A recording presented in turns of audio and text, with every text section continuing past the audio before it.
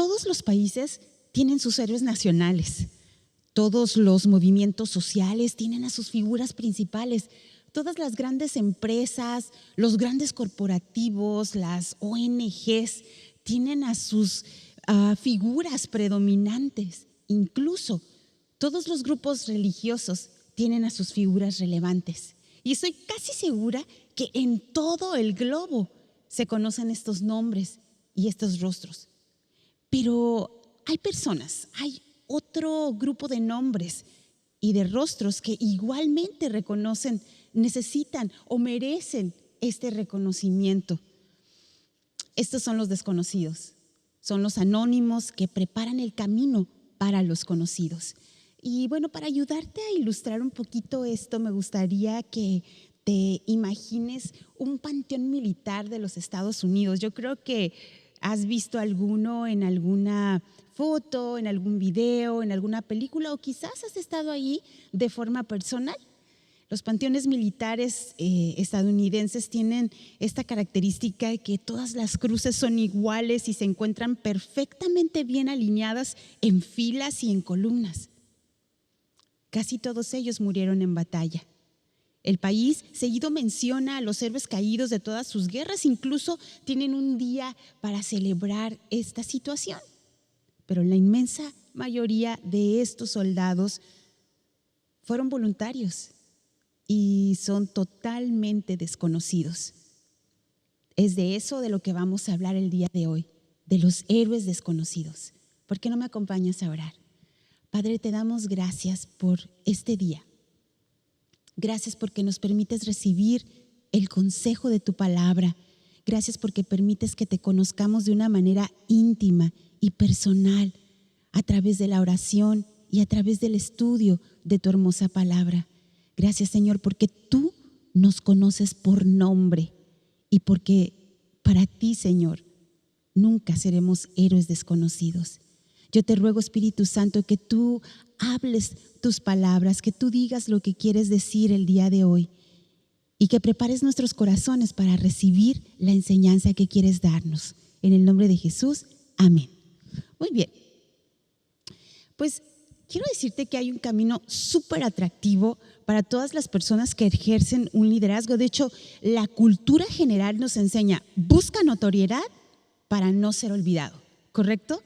Todos los esfuerzos sumados que hacemos para poder construir una carrera profesional o para poder construir un liderazgo sólido es precisamente para lograr esto, la notoriedad, la trascendencia y no ser olvidados jamás. Pero déjame decirte que la palabra de Dios nos advierte de no caer en esta tentación cultural.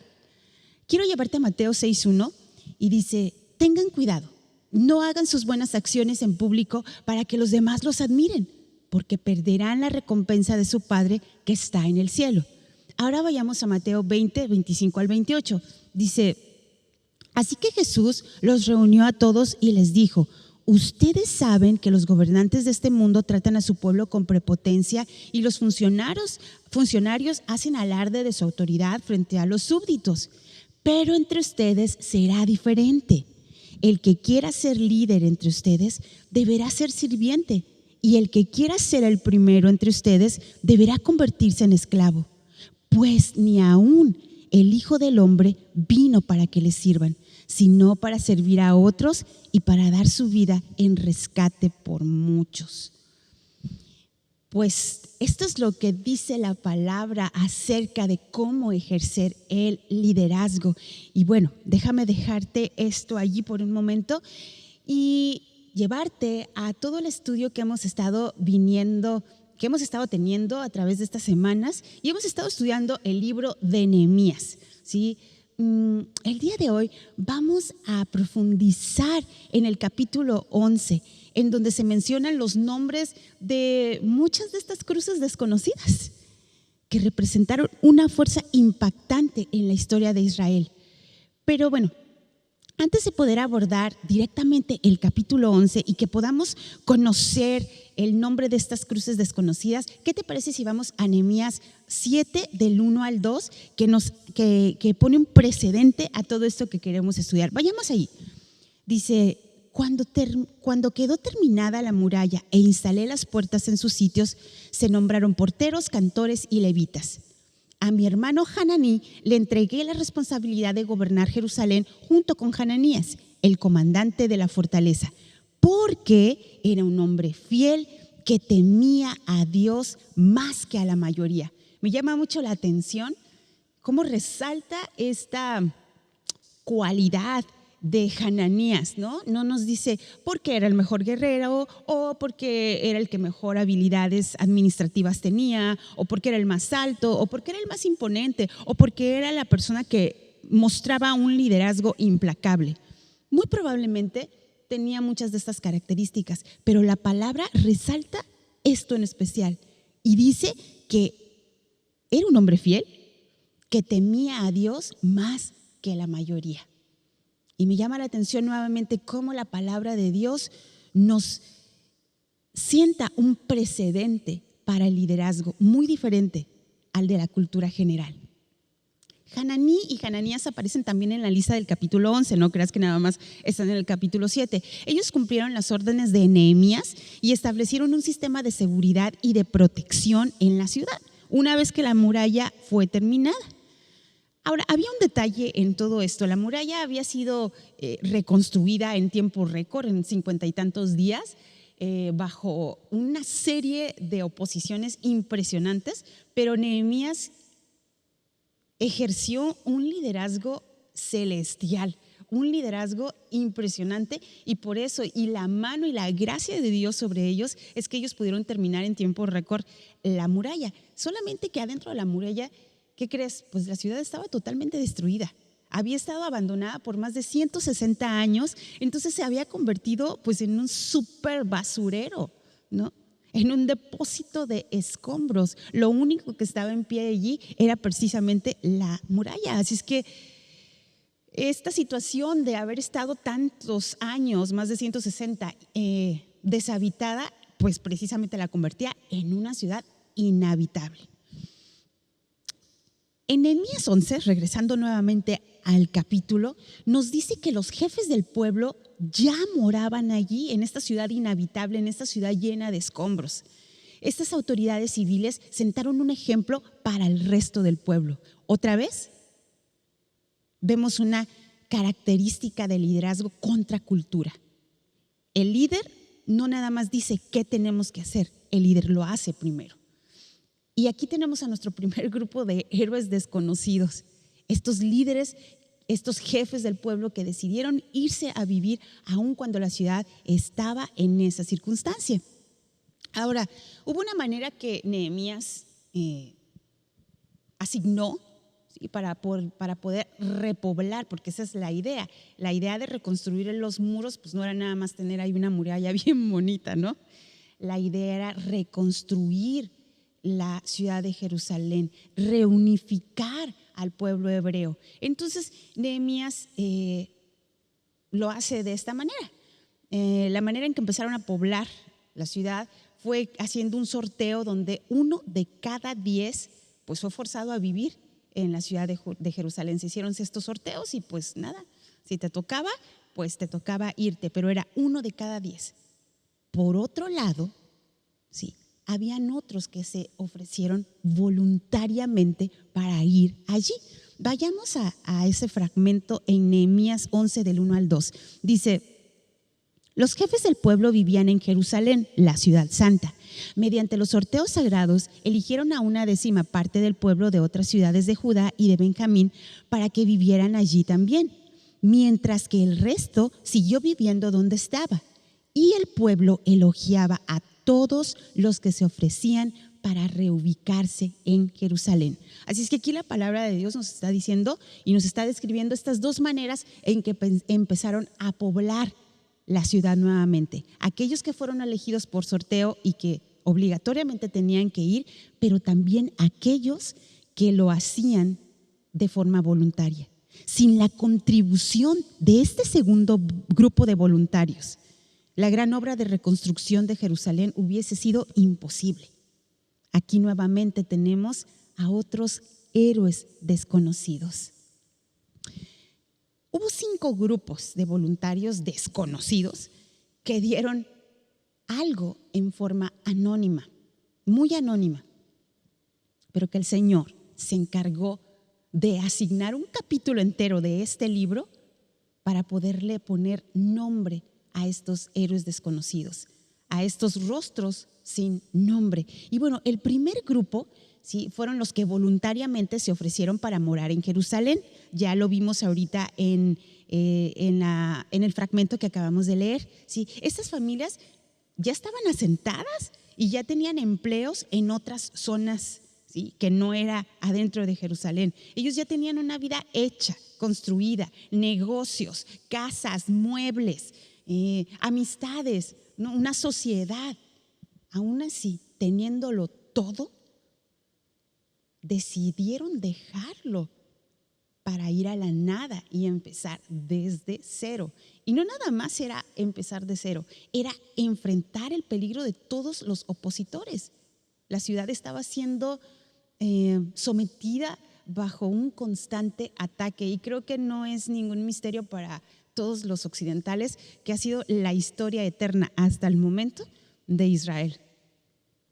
El grupo 2 estaba conformado por 822 voluntarios que decidieron trabajar en el templo. O sea, bueno, no es que decidieron trabajar en el templo. Si tú trabajabas en el templo es porque pertenecías a la tribu de los levitas. Entonces hubo 822 levitas voluntarios que decidieron ir ahí. Vayamos a Nehemías 11:12 y lo leemos, ¿va? Dice, también 822 de sus colaboradores quienes trabajaban en el templo. También Adaías, hijo de Jeroham, hijo de Pelaías, hijo de Amsi, hijo de Zacarías, hijo de Pasur, hijo de Malquías. 822 levitas voluntarios para trabajar en el templo. El grupo 3 fueron los encargados del trabajo exterior del templo, ¿sí? Vayamos a Nehemías 11:15 al 16. Dice, de los levitas, Semaías, hijo de Jasub, hijo de Azricam, hijo de Hasabías, hijo de Buni. También Sabetaí y Josabat, quienes estaban a cargo del trabajo fuera del templo de Dios. Estos son otro grupo de levitas. Todos los que trabajaban adentro del templo, afuera del templo, o sea, que tuvieran que ver con el templo y las actividades que se llevaban allí a cabo, eran levitas. Así es que tenemos este otro grupo que se encargaba del cuidado exterior del templo, que también decidieron ir a servir. El grupo 4 está compuesto por Matanías y pues obviamente su familia y sus colaboradores, y Bacbuquías, que era su segundo en mando. Leámoslo en Nehemías 11:17. Dice, y Matanías, hijo de Micaía, hijo de Sabdi, hijo de Asaf, el principal, el que empezaba las alabanzas y acción de gracias al tiempo de la oración. Bacbuquías, el segundo entre sus hermanos, y Abda, hijo de Samúa, hijo de Galal, hijo de Jedutum. O sea, básicamente Matanías era el que dirigía la velada de oración y la música en la velada de oración. Él, su familia, su equipo y Bacbuquías, que era su segundo, decidieron irse como voluntarios. Y el grupo número 5 está compuesto por Uzi, y me imagino que también su familia. Uzi era el dirigente de los cantos en el culto del templo, o sea, pues era el director de alabanza en pocas palabras.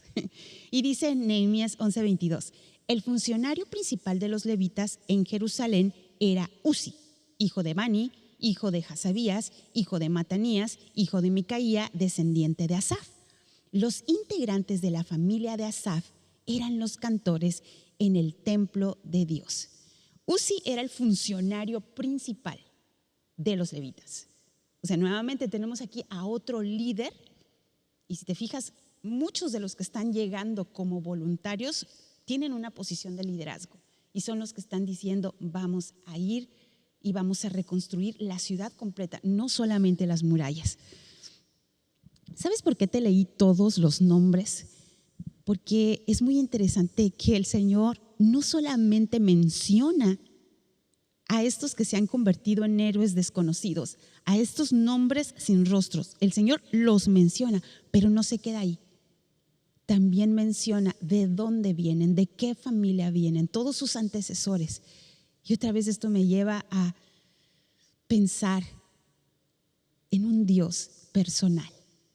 Y para entender mejor este asunto, me gustaría llevarte a una situación hipotética. Yo tengo una hija que se llama Estela, que se dedica a hacer música. Vamos a suponer que pasan unos 10 años, 15 años, y de repente, pues Estela se gana un Grammy al mejor álbum del año. Entonces, en el día de la premiación de los Grammys, se escucha en el micrófono, en la ceremonia, y el premio, el Grammy para el mejor álbum del año es para Estela Mesa, hija de Ruth Polío, hija de Doris Polío, hija del doctor Ernesto Polío. ¡Wow! ¡Qué honor tan maravilloso! No solamente para Estela, sino para todos los que estuvieron atrás de Estela y contribuyeron, para todos aquellos héroes desconocidos que llevaron a que la obra que ella estaba haciendo fuese conocida. Bueno, pues así pasa en la palabra de Dios. Muchas veces pues podremos decir, oye, ¿por qué tengo que leer toda esta bola de nombres en las genealogías? O hasta en Mateo, que de repente dices, pues como a mí dime cómo Jesús nació, ¿no? Pero pues como, ¿por qué me vienes a decir todos sus parientes y a mí qué me importa, ¿no? Qué aburrido. Pero ¿sabes una cosa? Es que el Señor nos conoce por nombre. El Señor te conoce por nombre, me conoce por nombre. Y para Él, tu trabajo en general, no pasa desapercibido. Y bueno, me gustaría plantearte un poquito esta pregunta, o sea, que todo esto nos lleve a una pregunta actual, a una pregunta que nos compete hoy en día, ¿no? Tomando como precedente a Nehemías 11. ¿Quiénes son los trabajadores anónimos en nuestro tiempo? ¿Quiénes son los trabajadores anónimos en las empresas, en la sociedad, en Casa Kairos? ¿Quiénes son? Y hoy me gustaría muchísimo hacer un pequeñísimo y muy limitado recuento de muchos de esos héroes desconocidos, de esos héroes sin nombre que trabajan en esta comunidad, en Casa Kairos, que es en el lugar en donde tú y yo coincidimos. Y quiero empezar con este grupo: Hilario, Tere y José. Ellos son quienes fielmente trabajan en el mantenimiento de las instalaciones de Casa Kairos. ¿Te recuerdas de los levitas que trabajaban dentro y fuera? Pues básicamente es lo que ellos hacen. Ellos mantienen estas instalaciones en condiciones adecuadas para que tú y yo podamos disfrutar de todo lo que se hace aquí adentro. Hilario, Tere y José. Un segundo grupo es Pati Licona, Tere y Core. Ellas son quienes se encargan que la administración y la logística de Casa Kairos funcione, ¿sí? Casa Kairos tiene que tener una organización administrativa, ¿sí? Una organización logística, una administración de los recursos. Bueno, pues ellas son las que mueven todas estas aguas para que todo esto pueda funcionar con sabiduría, con inteligencia. Otro grupo es Carmen Meave y su equipo.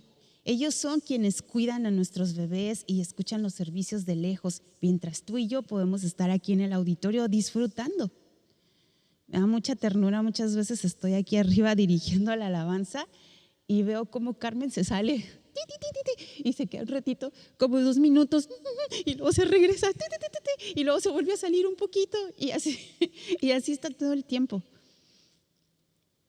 Quizá puedas decir, ay, ¿ese trabajo qué? Pues gracias a ese trabajo, muchos papás con bebés pueden estar en el auditorio adorando al Señor, dando su adoración al Padre, dando su sacrificio al Padre y también recibiendo lo que el Padre tiene para ellos. Gracias a Carmen Meave y a su equipo de trabajo en el Cunero. Todos los maestros de escuela dominical son otro equipo de héroes anónimos. Ellos son los que instruyen y cuidan a nuestras bendis mientras estamos otra vez aquí en el auditorio. Y vaya que muchos de nosotros, empezando por mí, tenemos unas bendis bien efectivas y bien intensas, ¿no? Pues ellos son los que cuidan mientras tú y yo estamos aquí adentro y podemos recibir de la palabra del Señor. Otro grupo son los ancianos, que además tienen su trabajo de tiempo completo. O sea, ellos están sirviendo en muchas de las áreas que hacen funcionar Casa Kairos, ¿no? En el área de los matrimonios, en el área de varones, de mujeres, en el área de jóvenes. Y nómbrale, punto una lista larguísima. Los ancianos son los que se hacen cargo de todo esto, mientras están manteniendo un trabajo de tiempo completo fuera de estas paredes. Hay otro héroe sin nombre que a lo mejor nunca ni siquiera se te ha ocurrido pensar, y hoy quiero hacer alusión de él. ¿Has visto a un muchacho alto de pelo chinito con guitarra acústica con un micrófono que se para aquí atrás todas las veces que tenemos servicio de adoración? ¿Sí? ¿Lo has visto? Aquí se pone atrás de mí. Él se llama Javier La Chica. Él es el director musical de nuestra banda Kairos y él es quien trae orden, uniformidad y dirección musical a la alabanza. Pero para esto tiene que invertir muchísimas horas entre semana para poner todos los charts de acordes y todo el orden que se tiene que seguir cada vez que hay un servicio en este lugar. Mientras tú y yo estamos entregados abiertamente a adorar al Señor, disfrutando de su presencia, Él está: Mi mayor, sí, no, do menor, no, vámonos a mi mayor, otra vez, repite el puente, vamos al puente, no, Ruth se está yendo nuevamente a la estrofa, palao otra vez a la estrofa, oh no, ya se nos pasó la entrada, regrésate, ve acá, ve allá, no, sí. Y Él es el que pone todo este orden musical en nuestra banda y pues nada, nunca nadie lo ve y nadie sabe lo que Él está haciendo, pero Javier La Chica es uno de nuestros héroes desconocidos. Y bueno, por último, no porque no haya más, sino porque no tengo suficiente tiempo, nuestro pastor, quien no es solamente el líder de este lugar, también es el que visita enfermos, el que oficia memoriales, el que va a los cumpleaños, el que te recoge en la delegación si algo pasó, el que despiertas en la madrugada si hay algún problema, al que le echas la culpa si algo sale mal o no como tú esperabas, etcétera, etcétera, etcétera, etcétera. Y sabes, aquí podría quedarme pues todo un día entero para nombrar a todos los héroes desconocidos, pero quise tomarme un tiempo para nombrar algunos de ellos que funcionan en Casa Kairos y ponerles un nombre. Y cuando tú los veas puedas darles una palabra de ánimo, un gracias, orar por ellos o hacer lo que el Señor ponga en tu corazón. Mira, Dios tiene una escala de valores muy distinta a la de los hombres, muy distinta. Dios le da mucha importancia cuando le servimos a Él y a su pueblo por amor. Acompáñame a ver eso, ¿va? Vayamos a Éxodo 19:5. Dice: ahora bien, si me obedecen y cumplen mi pacto, ustedes serán mi tesoro especial entre todas las naciones de la tierra, porque toda la tierra me pertenece. Efesios 5:1. Por lo tanto, imiten a Dios en todo lo que hagan, porque ustedes son sus hijos queridos. Nuestro valor no depende de lo que hacemos, sino de lo que somos. Quizá tu labor en el lugar donde trabajas, en el lugar donde vives, en tu cotidianidad o aquí en Casa Kairos es muy visible o es invisible. Bueno, el Señor no le da valor a esas actividades, o sea, no le da valor le da valor a esas actividades, pero no le da valor a tu persona en base a esas actividades. No es en base a lo que hacemos, es en base a lo que somos. Y la palabra de Dios dice que tú y yo somos su tesoro especial, que tú y yo somos sus hijos queridos. Así es que seas una celebridad o seas una persona completamente anónima, Tú eres de gran valor porque eres su tesoro y porque eres su hijo. Vayamos a Hebreos 6:10. Dice, pues Dios no es injusto, no olvidará con cuánto esfuerzo han trabajado para Él y cómo han demostrado su amor por Él, sirviendo a otros creyentes como todavía lo hacen. Todo trabajo que se haga con amor será recordado por Dios. Así es que al final del día no es tan relevante si otros nos reconocen, si otros pueden ver nuestro trabajo. Lo que es relevante es que Él sí lo ve. Él sí lo ve. Y dice la palabra de Dios que Él no es injusto y no va a olvidar el esfuerzo que tú haces. Quizás trabajas en un lugar en donde tienes que hacer la limpieza de ese lugar. O quizás estás en casa cuidando a un bebé, 2, 3, 4 bebés. Quiero decirte que el Señor no es injusto y Él nunca olvidará con cuánto esfuerzo has trabajado para Él y para los suyos. Mateo 25:10 dice, pero durante el lapso en que fueron a comprar aceite, llegó el novio. Entonces las que estaban listas entraron con él a la fiesta de bodas y se cerró la puerta con llave. Las que estaban listas. Este fragmento está sacado de la parábola de las 10 vírgenes. 5 se prepararon con aceite, 5 no. El novio se tardó, no esperaban que se tardara. Se tardó y las que no llevaban aceite salieron a comprar. Pero en ese momento que salen, el novio llega y entonces se van con él aquellas que fueron fieles, estuvieron prevenidas y se quedaron allí esperándolo. Nuestra recompensa final será determinada en base a nuestra fidelidad, no en base al aplauso del público. ¿Sí? Tu recompensa no va a ser medida en base a cuánto te halagaron, a cuánto te agradecieron o no, sino en base a tu fidelidad a Él. Y vamos a Mateo 25:40. Dice, y el rey dirá, les digo la verdad, cuanto hicieron alguna de estas cosas al más insignificante de estos mis hermanos, me lo hicieron a mí. El enfoque de nuestra labor deberá ser servir a Dios por amor y gratitud, no por nada ni por nadie más. Nuestra labor de limpiar los pisos, si es eso lo que nos toca hacer, limpiar los baños, si es eso lo que nos toca hacer en nuestro trabajo, debe de ser, nuestro enfoque debe de ser el servir por amor a Él, porque es como si se lo hiciéramos a Él, ¿sí? No por la gente que va a usar esas instalaciones. Si estás cuidando y estás muy cansada, yo sé lo que es estar allí, a un bebé, a 2 bebés, a 3 bebés.